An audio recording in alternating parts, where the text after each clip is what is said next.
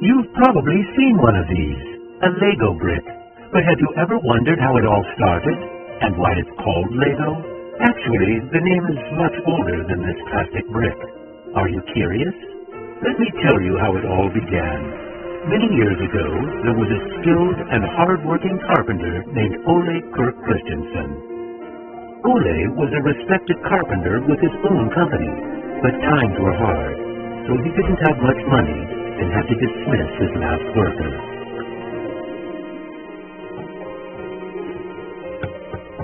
Come on in. I've closed down the workshop and packed my things. Thank you. I suppose I'd better write you a paycheck.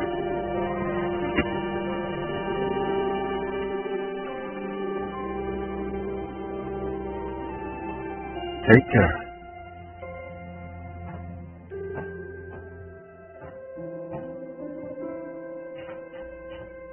Well, that was the last one. I just didn't imagine that it would come to this. I know. It's hard to understand. But at least now it can't get much worse. But it did get worse. Shortly after, Ole lost his wife. But Ole was a special person. He wasn't the type that gave up. And with the responsibility of his 4 sons, he had to think of something. Ole had gotten an idea, and for him, it never took long to put an idea into action. Ole's little invention made his boys so happy that he thought maybe he should start making toys. Ole decided to give it a try. Luckily, he had saved up a lot of wood from the carpentry production. He could now use it to make toys. Time passed by, and even though Ole was a skilled carpenter and had a good eye for quality and detail, sales were very slow. Luckily, one of his sons, Gottfried, started helping out his dad after school. Together, they just barely managed to keep up the production. Eventually, word began to spread that wooden toys of the finest quality were being made in a little workshop in Billings. One day, a man drove into town, a man who would change Ole's future. He was a wholesaler from Fredericia. I've heard that you're making some very nice wooden toys. Well, one does his best. The wholesaler was very impressed with all the wooden toys and placed a big order before he left. Now there's finally someone who can see the opportunities in what we're doing. Look at this. The wholesaler wants to put a lot of our toys into his store for the holidays. It's going to be a good Christmas this year, but we'll be busy. Now there was a lot to do in the little workshop, and Ole could rehire his former workers. Ole only used the highest quality wood, which was hand-picked and very carefully prepared.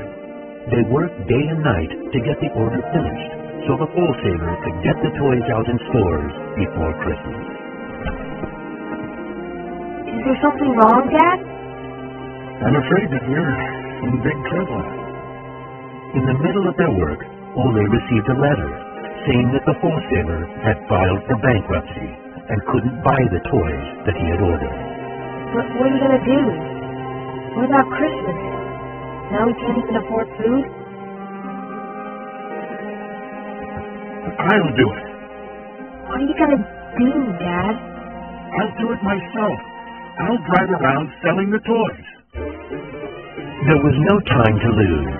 Ole packed the car with all the toys and drove off. Ole was a very good toy maker, but was not a very good salesman. He didn't like praising himself or talking about how carefully the toys had been made, but he had to keep trying if he was going to sell anything. This is going to be a blast. Is there anything you're interested in? It looks exciting, but I don't have a lot of money right now. Maybe we could trade and call it even. Well, I would prefer money, but... In the end, he succeeded in selling all the toys. He didn't receive as much money as he had hoped, but the family managed, and they had plenty of food for Christmas. Time passed by, but the toys didn't sell as quickly as they had expected. Ole thought perhaps the company needed a good name. What should it be? It has to be a short word. I want it to convey playing well. In Danish, playing well is called lie godt. What should it be? What should it be? If only I could get some sort of a sign.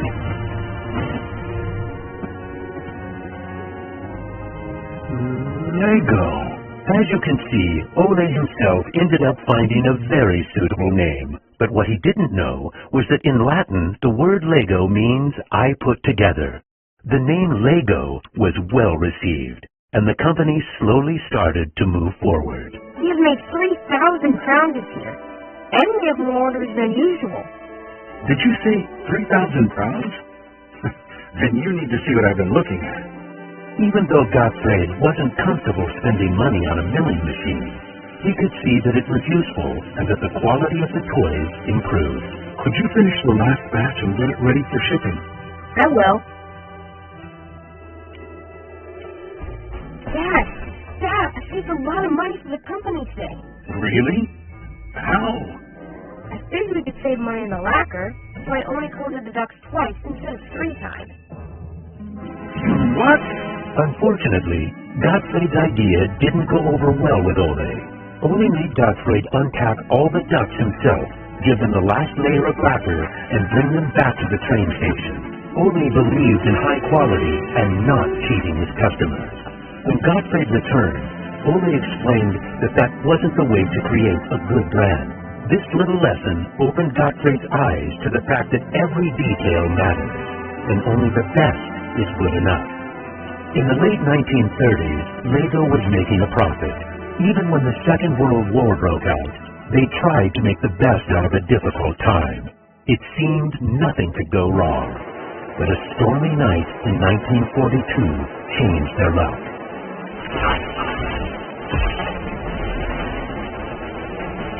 There's a fire! The workshop is on fire!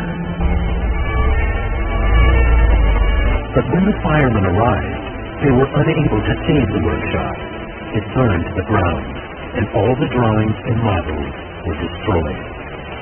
Ole was beginning to lose hope. All that he had worked for was gone, and he almost lost his company. But being responsible for his children and workers inspired him to rebuild Lego. A new factory was constructed. Soon the production of wooden toys started again. The little company fought its way back into the market. Gradually, the Lego factory began to run smoothly, and Ole started looking for new challenges. One day, he went to Copenhagen to look at a new machine that had just arrived in Denmark. It was a plastic molding machine, and Ole was very excited about it. Should we buy it? It sure is a good bargain, and it will give us a lot of opportunities. Well, it does sound interesting, but it is a lot of money.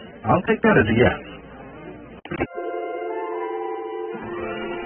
When the plastic molding machine finally arrived, Ole started making little plastic teddy bears and rattles. But he still had the plastic bricks that he had received at the fair. There was something about them that he couldn't stop thinking about. And even though no one else could see the potential in them, Ole decided to redesign and put them into production. But it was when Lego first launched the Great Ferguson Factor that the plastic toys became a success. Unfortunately, the sales were dropping during the summer, and the company had too many toys in stock. This can't be right. Of course our products can be sold the whole year, not only for Christmas. Gottfried decided that he would go out and sell the toys himself. Gottfried brought his wife Edith as company and moral support. If we can't get cash, then we need butter and eggs. Well, it wasn't that bad. Gottfried was a success in his trip around the country, which helped Lego to get out of its financial crisis. They reached home just in time for Ole's birthday party. Ole turned 60, and the whole family was gathered to celebrate with him. Well, I guess it was a long trip around the country. Wait, I got an idea. Listen. What about a picture with the 3 generations? Everyone thought that was a good idea, and we were placed on the sofa with all the presents and flowers around us. On a business trip to England, Gottfried met the head of a big shopping center on his way home. They discussed the toy industry, and the conversation would be very important to the future of Lego. Darn this industry. I just think that toys are no good nowadays. What do you mean? I think they're working very well. Oh, they work fine, sure, but there's no system in anything. System? System? There isn't any system. What in the world are you doing, Gottfried? There isn't any system. The toys need an idea and a system built around it. I want to put system into play. Children have only been offered ready-made solutions. They need something different that will strengthen their imagination and creativity. So you're trying to put Lego into a system? Interesting. That same year, Lego started producing the first Lego system of play. Children could now build houses from the Lego bricks. The town plan gave play a realistic town setting, and with this, children learned about traffic safety. My sisters and I could play with the new Lego system for hours. Some people said we were the luckiest children in the world because we grew up in a toy factory. It was a huge breakthrough, and Gottfried decided to try selling it outside of Denmark. The system of play was so popular that they managed to sell it to many countries. Look what I just built! That is really nice, Kel. Even though Lego was meant for only building houses, there was still a lot of opportunities. There was just one problem. I can't lift it up. It keeps falling apart. That made Gottfried wonder.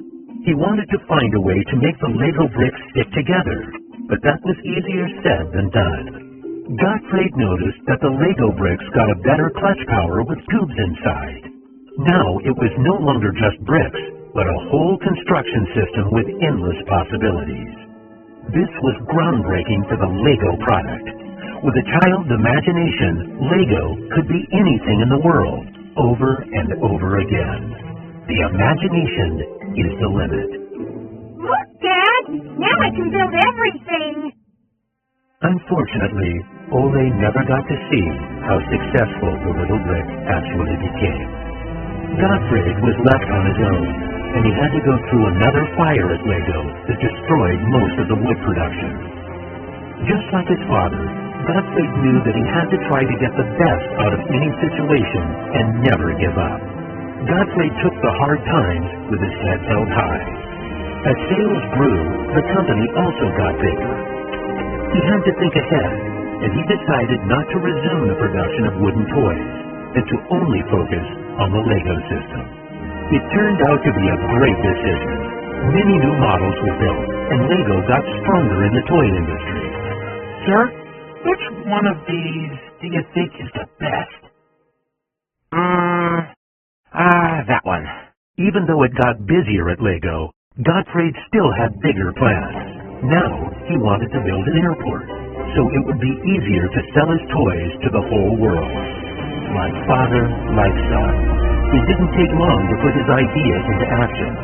Only 3 years later, Billund Airport was opened. The many guests and business connections who visited the company always wanted to see the modeling department. Gradually, it got so crowded that it was hard for the employees to keep up their work. I think we'd better wait a while. Gottfried could see that something had to be done. He needed a bigger place to display the Lego models. I don't want to interrupt, so I'll just put this package of our new Lego train on the table. Just put it there. Train? The idea grew quickly from an exhibition room to an amusement park. And then we could have a tower so you could look over the whole park from above, the whole town. It will be a land made out of Legos. Legoland! Well, it looks interesting, but how many visitors are you actually counting on? Well, I guess, 200, 300,000? 300,000? Even though it sounded like a lot, my dad was actually pretty far off the mark. There were 600,000 guests the very first year. My family and I were there to greet the guests. We've kept up this tradition ever since.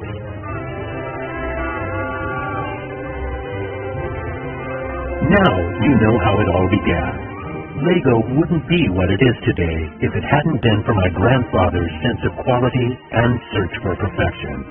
My father firmly believed in the endless possibilities of the Lego system. I seek to take the Lego idea even further, encouraging children to explore, experience, and express their own world, a world without limits. And we are still convinced that only the best is good enough, because children deserve the best.